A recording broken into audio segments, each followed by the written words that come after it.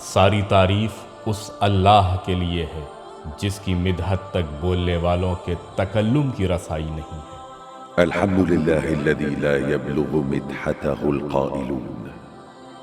ولا يحصي نعماءه العادون، اور اس کی نعمتوں کو گننے والے شمار نہیں کر سکتے ہیں۔ ولا يؤدي حقه المجتهدون، نہ کوشش کرنے والے اس کا حق ادا کر سکتے ہیں۔ الذي لا يدركه بعد الهمم ولا يناله غوص الفطن، نہ بلند پرواز ہمتیں اسے پا سکتی ہیں، نہ عقل و فہم کی گہرائیاں اس کی تہ تک پہنچ سکتی ہیں۔ الذي ليس لصفته حد محدود ولا نعت موجود، اس کے کمال ذات کی کوئی حد معین نہیں، نہ اس کے لیے توصیفی الفاظ ہیں، ولا وقت معدود ولا اجل ممدود، نہ اس کی کوئی مدت ہے جو کہیں پر ختم ہو جائے، نہ اس کی ابتدا کے لیے کوئی وقت ہے جسے شمار میں لایا جا سکے۔ فطر الخلائق بقدرته ونشر الرياح برحمته، اس نے مخلوقات کو اپنی قدرت سے پیدا کیا، اپنی رحمت سے ہواؤں کو چلایا، ووتد بالصخور ميدان أرضه، اور تھر تھراتی ہوئی زمین پر پہاڑوں کی میخیں گاڑی۔ أول الدين معرفته وكمال معرفته التصديق به، دین کی ابتدا اس کی معرفت ہے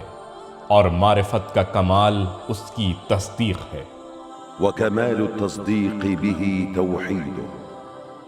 تصدیق کا کمال توحید کا اقرار ہے، وكمال توحيده الإخلاص له، اور توحید کا کمال اخلاص عقیدہ ہے۔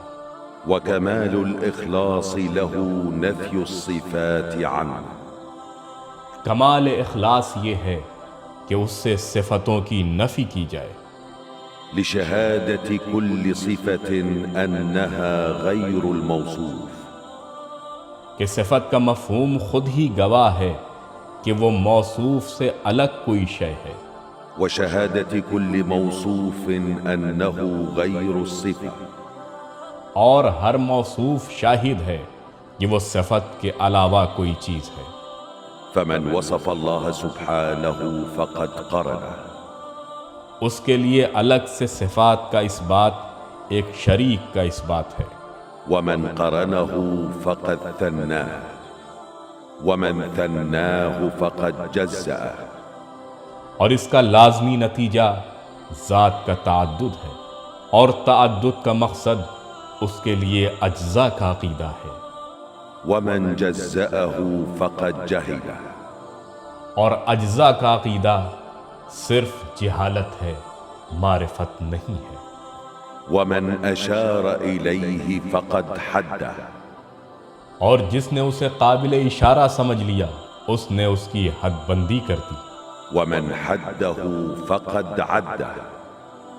اور جس نے اسے محدود سمجھا وہ اسے دوسری ہی چیزوں کی قطار میں لے آیا، ومن قال فيما فقد ضمنه،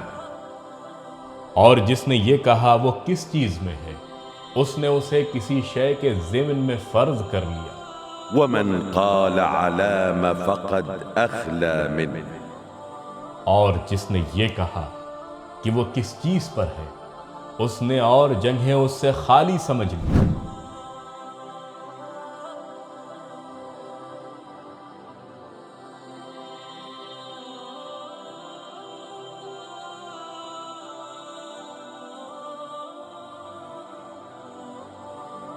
نہج البلاغہ ٹی وی